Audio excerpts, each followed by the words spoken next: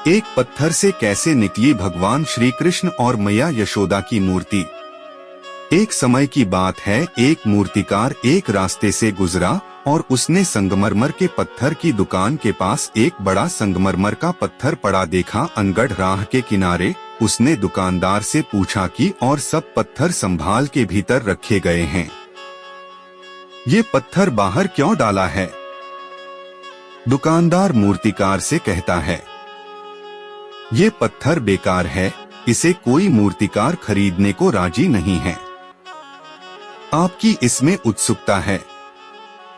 मूर्तिकार ने कहा, मेरी उत्सुकता है। दुकानदार कहता है, आप इसको मुफ्त ले जाएं, ये टले यहाँ से तो जगह खाली हो, बस इतना ही काफी है कि ये टल जाए यहाँ से।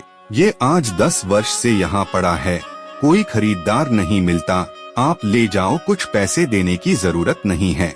अगर आप कहो तो आपके घर तक पहुंचवाने का काम भी मैं कर देता हूँ।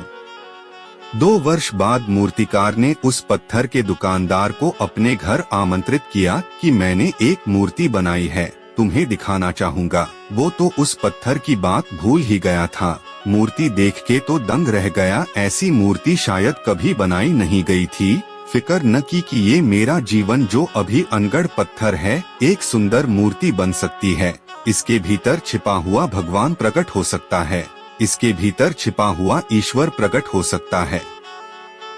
भगवान श्री कृष्ण का बाल रूप उस मूर्तिकार ने तराशा।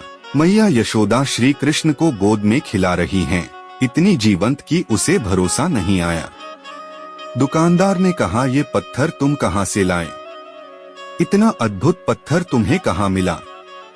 मूर्तिकार हंसने लगा, उसने कहा, ये वही पत्थर है जो तुमने व्यर्थ समझ के दुकान के बाहर फेंक दिया था और मुझे मुफ्त में दे दिया था। इतना ही नहीं, मेरे घर तक पहुंचवा दिया था। ये वही पत्थर है। उस दुकानदार को तो भरोसा ही नहीं आया। उसने कहा, तुम मजाक करते हो, उसको तो कोई लेने को भी तैयार नहीं था, 2 पैसा देने को कोई तैयार नहीं था। तुमने उस पत्थर को इतना महिमा रूप, इतना लावण्य दे दिया। तुम्हें पता कैसे चला कि ये पत्थर इतनी सुंदर प्रतिमा बन सकता है। मूर्तिकार ने कहा, आंखें चाहिए, पत्थरों के भीतर देखने वाली आंख चाहिए। अधिकतर लोगों के जीवन अनगढ़ रह जाते हैं, 2 कौड़ी उनका मूल्य होता है, मगर वो तुम्हारे ही कारण।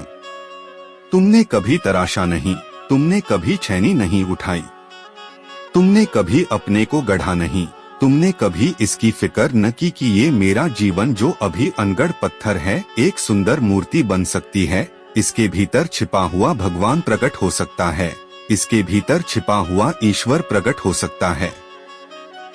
वस्तुतः मूर्तिकार के जो शब्द थे वो ये थे कि मैंने कुछ किया नहीं है।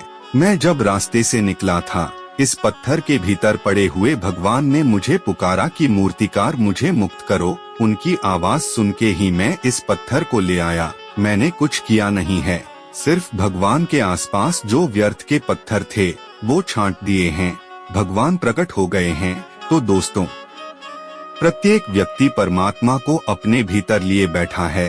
थोड़े से पत्थर छांटने हैं, थोड़ी छैनी उठानी है, उस छैनी उठाने का नाम ही भक्ति है।